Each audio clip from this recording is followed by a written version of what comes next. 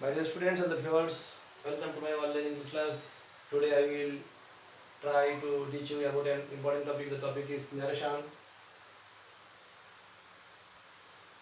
We should know that it is an important part, so we should learn it very carefully. Before learning it, I will try to make it clear in front of you that assertive sentence.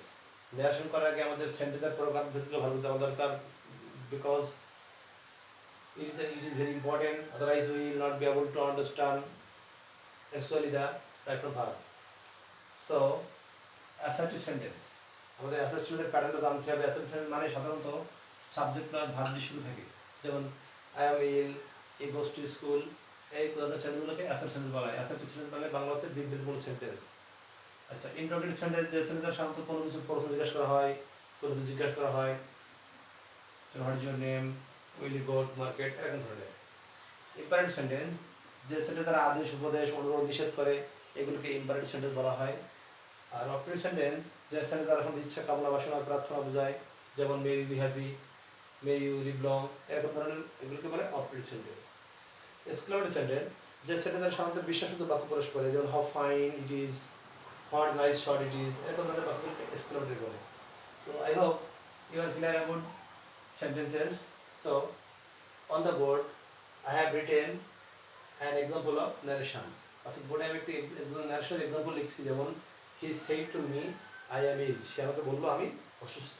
he said to me, এই যে narrationের সময় মনে রাখতে হবে যে একজন বলবে আরেকজন শুনবে। যে বলবে সেটাকে আমরা বলি সাবজেক্ট, আর যে শুনে সাধারণত তাকে বলা হয় অবজেক্ট। এটাকে দেখতে পাচ্ছি he said to me, সে আমাকে বলেছে, she was a subject আর বলছে me. I am ill. এই যে দুটো পার্ট, সে আমাকে বলেছে বললো, হি, এই সেইটাকে বলা হয় রিপোর্টিং ভার্ব।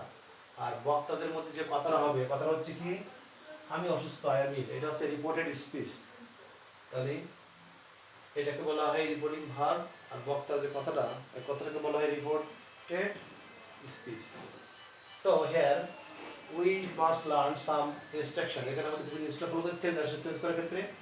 আমাদের অনেকগুলো পরিবর্তন হয়, যেমন রিপোর্টিং ভার্বের পরিবর্তন হয়, আবার পার্সনের পরিবর্তন হয়, আবার তোমার ভার্বগত পরিবর্তন হয়, কিছু অ্যাডভার্বগত পরিবর্তন আছে। চার ধরনের পরিবর্তন আমাদের খেয়াল করতে হবে। সো অন দ্য বোর্ড আমি লিখছি ফার্স্ট পারসন ফলোস সাবজেক্ট, অর্থাৎ ফার্স্ট পারসন সব সাবজেক্টকে ফলো করবে। এখানে দেখতে পাচ্ছি আই, রিপোর্টেড স্পিচে যদি ফার্স্ট পারসন থাকে তাহলে এটা আই আছে first person. First person follow subject, অর্থাৎ সাবজেক্টকে ফলো করবে। ফার্স্ট পারসন কে কাকে ফলো করবে? সাবজেক্টকে ফলো করবে। এখানে যদি সেকেন্ড পারসন থাকতো, ইউ থাকতো, ইউ, তাহলে সেকেন্ড পারসন অবজেক্টকে ফলো করবে, অর্থাৎ অবজেক্ট হচ্ছে মি, এই মিকে ফলো করবে। সেকেন্ড পারসন সবসময় অবজেক্টকে ফলো করবে।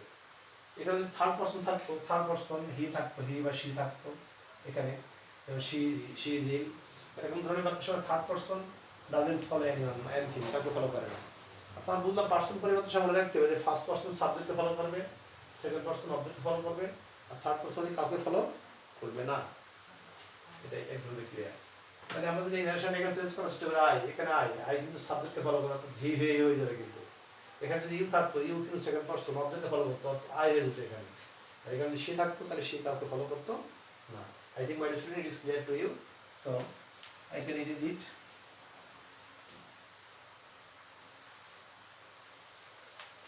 তাহলে আমরা কিছু পার্সন পরিবর্তন শিখলাম। তো ফার্স্ট পার্সন সাবজেক্টকে ফলো করে, সেকেন্ড পার্সন অবজেক্টকে ফলো করে, থার্ড পার্সন কাউকে ফলো করে না। এবার ভাগগত পরিবর্তন খেয়াল করতে হবে। আমরা সাধারণত এগুলো জানি যে এ আমিজাত থাকলে অজয় হবে, আমিজাত থাকলে কি অজয় হবে, অজয় থাকলে হ্যাডবিল হবে, শাল থাকলে শুড বা উড হবে,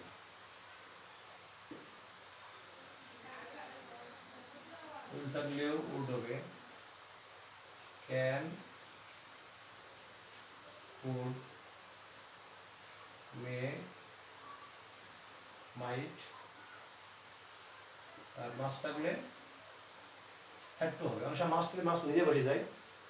আর একটা জিনিস খেয়াল করতে হবে, এগুলো হচ্ছে মডেলগুলি ভাব বা বিভাগের পরিবর্তন। তবে এক ধরনের কথা হচ্ছে যদি প্রেজেন্ট ইনডিপেন্ডেন্ট টেন্স থাকে, প্রেজেন্ট টেন্স থাকে তাহলে পাস্ট টেন্স করতে হবে, আর যদি পাস্ট টেন্স থাকে তাহলে পাস্ট পারফেক্ট করতে হবে। সংক্ষেপে লিখছি আমরা এখানে V1 বলতে ভার্বের প্রেজেন্ট টেন্স যদি থাকে তাহলে আমাদের পাস্ট টেন্স দিতে হবে, আর যদি পাস্ট টেন্স থাকে তাহলে ফার্স্ট পার্ট নিয়ে হচ্ছে সাবজেক্ট হবে হ্যাড প্লাস V3, তো আমরা সংক্ষেপে লিখছি হ্যাড প্লাস V3। যাও আমরা এখন we will discuss is following sentences, আমরা সেন্টেন্স অনুযায়ী এগুলো কমপ্লিট করার চেষ্টা করব। আচ্ছা, at first I want to clear you about assertive sentence. Assertive আর পরে বলেছি assertive এর শুরুটা হলো সাবজেক্ট ভার্ব শুরু হয়। এখন assertive চেঞ্জ করার নিয়ম হচ্ছে প্রথমে রিপোর্টিং ভার্বটা চেঞ্জ করতে হবে। রিপোর্টিং ভার্বটা কি হয় আমরা খেয়াল করি, প্রথমে আমরা সিম্পল আকারে শিখি। সেইটটা উঠে গিয়ে সেইটু উঠে টোল্ড বসে বা রিপ্লাইড বসে অথবা অ্যাডেড বসে, অনেক সময় সেইট থেকে যায়, আমরা এগুলো বুঝতে পারি সেইট থেকে যায়। তাহলে সেইটটা উঠে গিয়ে অ্যাসারশনের ক্ষেত্রে টোল্ড বসতে পারে, রিপ্লাইড বসতে পারে, অ্যাডেড বসতে পারে, আর সেইট অথবা সেইট বসতে পারে। আর কমা কোটেশন উঠে গিয়ে দ্যাট বসে, কমা উঠে গিয়ে দ্যাট বসে, কমা কোটেশন উঠে দ্যাট বসে। তো প্রথম যদি সেন্টেন্স অ্যাসার্টিভ হয়ে যায় সেক্ষেত্রে আমরা টোল বসাতে পারি, কেউ যদি প্রশ্ন করার উত্তর হিসেবে আমরা রিপ্লাইড ব্যবহার করতে পারি, দ্বিতীয় হিসেবে আমরা অ্যাডেড বসাতে পারি, আর এই সাধারণ সেইট বসানো যায়। তাহলে আমাদের মনে রাখতে হবে কমন দ্যাট বসবে। তাহলে আমরা যদি এখানে ফলো করি he said to me I am ill, এই কোটেশনের রিপোর্টিং স্পিচ দিকে বুঝতে হবে সেন্টেন্সটা কোন বাক্যটি বা সেন্টেন্সটি কোন স্ট্রাকচার আছে, এটা হচ্ছে অ্যাসার্টিভ সেন্টেন্স, কারণ সাবজেক্ট ভাবে শুরু আছে I am ill। তাহলে আমরা মনে করি এটা হচ্ছে প্রথম সেন্টেন্স, শুধু সেইটটা দিকে আমরা কি বসাতে পারি, টোল্ড বসাতে পারি। তাহলে উত্তর হবে he told me। আচ্ছা, কমা কোটেশন উঠে গিয়ে নিয়ম অনুযায়ী দ্যাট বসাতে হবে, কি বসাতে হবে that. I think it is clear to you। তাহলে আমরা সেইট বদলে আমরা প্রথমে কি বসালাম, টোল্ড বসালাম। তাহলে he told me, comma quotation থেকে নিয়ম অনুযায়ী আমরা কি বসালাম, দ্যাট বসালাম। এবার আমার পারসন ফলো করতে হবে, এখন আই আছে ফার্স্ট পারসন, কাকে ফলো করবে, সাবজেক্ট ফলো করবে হি। এবার হি আর ভার্বের পরিবর্তন এম জেড থাকলে সাধারণত ওয়াজ হয়, তাহলে হি পরে ওয়াজ ইল। The answer is he told me that he was ill. Another example in front of you for your betterment. The teacher said to Rina, you must do it. My dear student, on the board I have written an example. If the teacher said to me, you must do it. You must do it. Reporting speech is assertive sentence. কারণ এখানে subject verb শুরু আছে। তাহলে undoubtedly it is assertive sentence. So answer is according to rule. Suppose we will think that the sentence at the starts from beginning told. সেটা বলে আমরা বলতে পারি told. যদি সাধারণ সেন্টেন্স গুলো the teacher the teacher told Rina only that you got person second person so object follow করবে Rina, Rina means she, master কি হয়, master কি had to হয়, বলে লিখছিলাম had to do it. So my dear student, I hope you are fully a whole understanding what I want to say. Next sentence, interrogative sentence.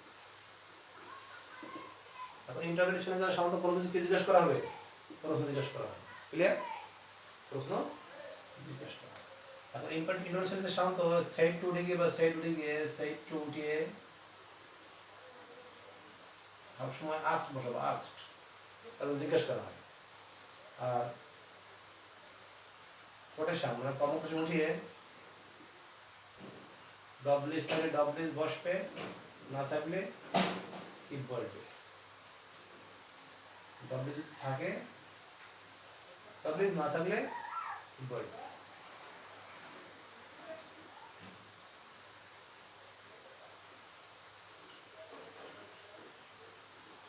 Common গিয়ে W S বসাতে হবে, যদি W S থাকে, না থাকলে আবার ইফ বসাবো।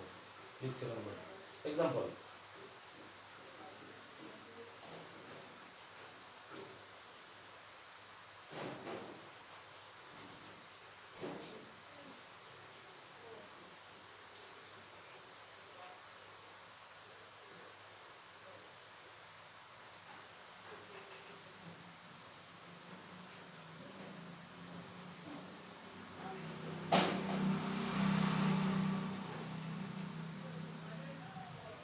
sorry, the interrogative sentence.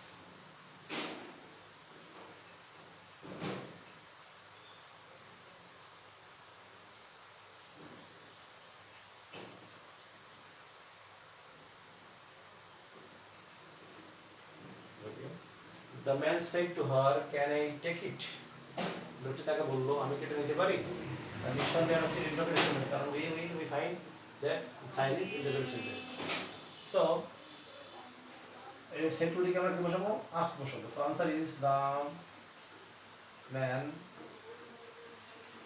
Asked her. আর কমন কি বসাবো? যদি ডব্লিউএস কোশ্চেন নেই তাহলে আমরা কি বসাতে পারি? ইফ বসাতে পারি। এবার এই ন্যারেশনের সঙ্গে ইন্টারভিউ মনে রাখতে হবে যে ন্যারেশনের সময় ওই ইফ বা ডব্লিউ বসানোর পরে এই সাবজেক্ট ভার্ব প্যাটার্ন সবার লিখতে হবে। এখানে আমরা লিখতে হবে আমরা সাবজেক্ট প্লাস ভার্ব সাজিয়ে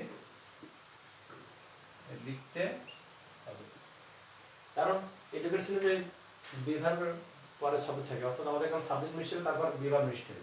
তাহলে ইফ বসানোর পরে সাবজেক্ট হচ্ছে আই হচ্ছে ফার্স্ট পারসন, ফলো করবে ম্যানকে, দ্য ম্যান মানে হি। কেন তাহলে কি হয়? Could take it. I think you are clear about it. Another example for your betterment. Same sentence. The man said to me, "What are you doing?" It is also interrogative sentence. So, according to structure, we can use here asked. The answer is the man asked me. Communicate WS question আসছে, তাহলে W S question বসাতে পারি আমরা। তারপর আমরা subject অনুযায়ী সাজালে, সাবজেক্টের আগে আর না, আগে সাবজেক্ট ইউ হচ্ছে সেকেন্ড পারসন, ফলো অবজেক্ট হলো মি মানে আই, আর এর তাহলে কি হবে? ওয়াজ হয়, তাহলে I was doing. Okay, my dear student, so today we will discuss only assertive sentence and interrogative sentence. So before ending the class, I will tell something about narration. So আমরা কিছু পরিবর্তন শিখছি, যেমন পার্সন পরিবর্তন হবে, ভার্বের পরিবর্তন হবে, আর কিছু অ্যাডভার্ব পরিবর্তন। আমরা অ্যাডভার্ব পরিবর্তনগুলো একটু লিখে বা স্কুল বুক শেষ করবো। আর কিছু কিছু ওয়ার্ড পরিবর্তন হবে, যে অ্যাডভার্বের পরিবর্তন, নাও থাকলে দেন বসাতে হবে, হেয়ার থাকলে আমাদের দেয়ার বসে, কম থাকলে আমাদের গো করতে হবে, ইয়েস স্টার্ট থাকলে দা প্রিভিয়াস ডে, টুমরো থাকলে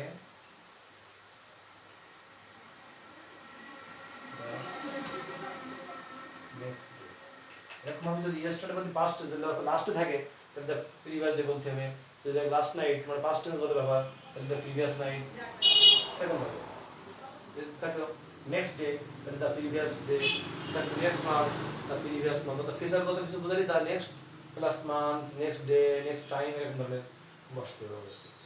এগুলো these are enough for your narration community.